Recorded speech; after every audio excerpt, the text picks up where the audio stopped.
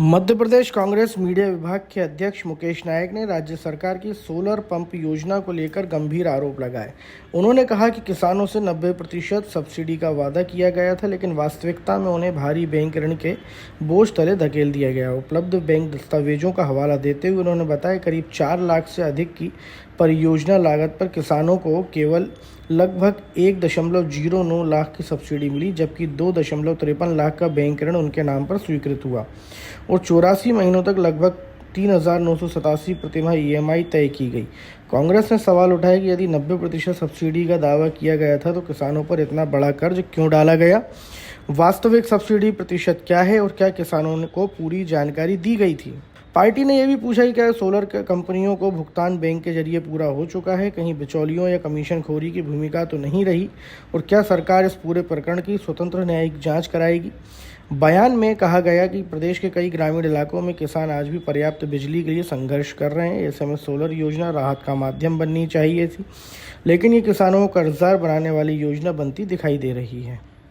ये बहुत बड़ा घपला है। मैं मध्य प्रदेश की सरकार से पूछना चाहता हूं कि ऐसे कितने किसान हैं इस योजना के तहत जिनको लाभ मिला है, और कितने किसानों को कितने प्रतिशत सरकार ने सब्सिडी दी है। ये बात पब्लिक डोमेन में लाए और जनता के बीच में, किसानों के बीच में इस बात को स्पष्ट करे राज्य सरकार। दूसरी बात मैं ये पूछना चाहता हूँ कि जिन कंपनियों को ये काम दिया गया है, इसमें सूर्या इंटरप्राइजेस, महिंद्रा सोलराइज, टपशम energy, Rotomac motor and control private limited सहित अनेक कंपनियों के नाम हैं जिनसे किसानों ने ये पंप खरीदे हैं। मध्य प्रदेश की सरकार ये बात स्पष्ट करे कि इन कंपनियों से सरकार का क्या संबंध है, कौन कौन बिचौलिए इस कंपनी में हैं जो कंपनी और किसानों के बीच में खड़े होकर मुनाफा कमा रहे हैं, और ये सब्सिडी जो सरकार ने वायदा किया था वो किसानों को क्यों नहीं दी जा रही है, ये स्पष्ट करें।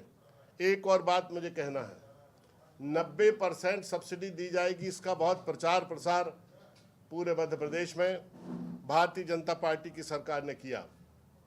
सूचना प्रसारण की वेबसाइट पर देख लीजिए, ये देख लीजिए, बताइए, ये पड़ा हुआ है और सरकार की सारी वेबसाइटों पर पड़ा हुआ है कि किसान इस योजना का लाभ ले, और इस योजना के तहत 90% किसानों को सब्सिडी दी जाएगी और 2750 करोड़ रुपए सरकार ने इस योजना के तहत नियोजन का प्रावधान किया है।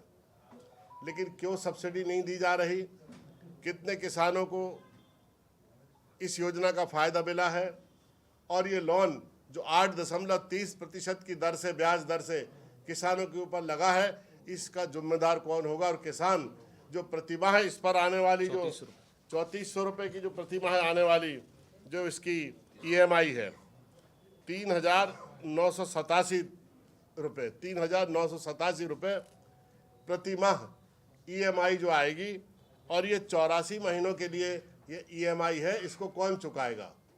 अगर किसान को 3 लाख से ऊपर की सब्सिडी नहीं मिली तो जो किसान के ऊपर अतिरिक्त आर्थिक बोझ आएगा उसका जिम्मेदार कौन होगा। मैं मध्य प्रदेश की जनता की नॉलेज में ये बात लाना चाहता हूँ कि इस तरह की अनेक योजनाओं को लाकर सरकार किसानों के साथ ठगी करती है। पिछली दफ़े आपको याद होगा कि शिवराज सिंह जी की सरकार ने 4,000 करोड़ से ज़्यादा जो किसानों की अस्थायी विद्युत पंप की सब्सिडी है वो कंपनियों के खाते में डाल दी थी, किसानों के खातों में नहीं डाली। ये फिर से उससे बड़ी ठगी है ये कि लाखों किसानों के ऊपर लोन चढ़ जाएगा, फायदा बिजली कंपनी और बिचौलियों को होगा, और किसान बेचारा कर्जदार हो जाएगा। जो किसान अपनी समर्थन मूल्य की गुहार लगा रहा है, जो किसान ये सोच रहा है कि कृषि के माध्यम से वो अपनी जीविका चलाएगा और अनिवार्य ज़रूरतों को पूरा करेगा, वो किसान आज ठगा हुआ महसूस कर रहा है, और उसके साथ जो छल हुआ है उसका जिम्मेदार कौन है। धन्यवाद।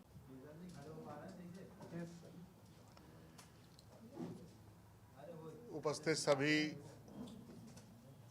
पत्रकार बंधुओं को बहुत बहुत धन्यवाद आने के लिए।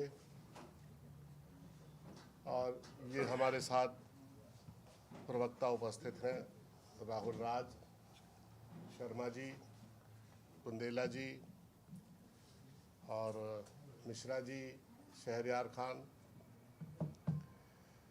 एक विशेष प्रकरण की ओर आप सब लोगों का ध्यान मुझे आकर्षित करना है। वैसे तो मध्य प्रदेश में किसानों के साथ अन्याय कोई नई बात नहीं है। एक तरफ तो प्रति हेक्टेयर किसानों की प्रोडक्शन कास्ट निरंतर बढ़ती चली जा रही है और उसकी तुलना में जो अपने उत्पादों का जो समर्थन मूल्य किसानों को मिलना चाहिए, आप सभी जानते हैं वो नहीं मिल पा रहा। यहाँ तक कि मध्य प्रदेश की सरकार ने अपने घोषणा पत्र में जिन समर्थन मूल्यों की बात करी थी वो भी किसानों को नहीं मिले। शिवराज सिंह चौहान जो चिल्ला कर किसानों से कहते थे कि हम कृषि को लाभ का धंधा बनाएंगे, वो मध्य प्रदेश के ऊपर 4 लाख करोड़ का कर्जा लाद के चले गए। अब केंद्र में बैठकर वही गप्पे, वही सगुफेबाजी और वही सब काम वो कर रहे हैं। ये दुर्भाग्य है कि भारत के कृषि मंत्री शिवराज सिंह चौहान हैं, जिन्होंने मध्य प्रदेश के मुख्यमंत्री के रूप में स्टेशनों के नाम बदले, शहरों के नाम बदले, गली कूचों के नाम बदले और अंत में मनरेगा योजना के नाम पर देश की बल्दियत भी बदल दी।